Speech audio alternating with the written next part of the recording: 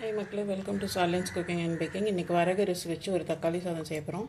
அதுக்கு ஒரு குக்கர் வச்சு ஒரு 2 டேபிள் ஸ்பூன் அளவுக்கு எண்ணெய் ஊற்றிக்கலாம்.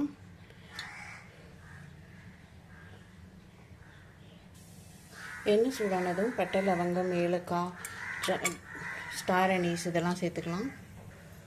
2 பிரியாணி இலை, ஒரு வெங்காயத்தை பொடியாக நறுக்கி சேர்த்துருக்கேன். இதை நல்லா வதக்கிக்கலாம். 3 தக்காளியை வெட்டி மிக்ஸி ஜாரில் சேர்த்து பேஸ்ட்டாக அரைச்சிக்கலாம். வெங்காயம் நல்லா வதங்கிடுச்சு. இப்போது இதில் இஞ்சி பூண்டு பேஸ்ட் சேர்த்துக்கலாம். ஒரு 2 ஸ்பூனு. காரத்துக்கு ஒரு 2 பச்சை மிளகாய் அதையும் சேர்த்துக்கலாம். இந்த தக்காளி இதோடு சேர்த்துக்கலாம்.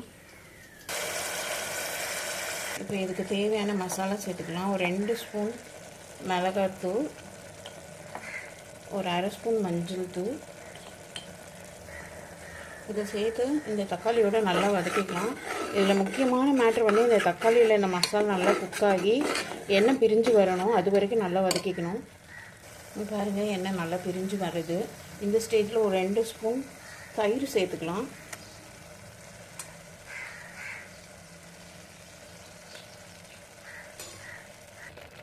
இந்த டிஷ்ஷுக்கு தேவையான உப்பு, ஒரு கைப்பிடி அளவு கொத்தமல்லி சேர்த்துக்கலாம். இந்த சைடு பார்த்திங்கன்னா வரகரிசியை வந்து 1 கப் எடுத்து கழுவி ஒரு அரை மணி நேரம் 1 கப் தண்ணி ஊற்றி ஊற வச்சுருக்கேன்.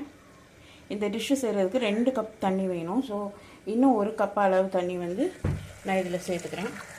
இது கொதிச்சோடனே இந்த அரிசியை சேர்த்துக்கலாம். தண்ணி ஊற்றி நல்லா தளதளன்னு கொதிச்சிருச்சு. இப்போ இந்த அரிசியை சேர்த்துக்கலாம், வரகரிசியை.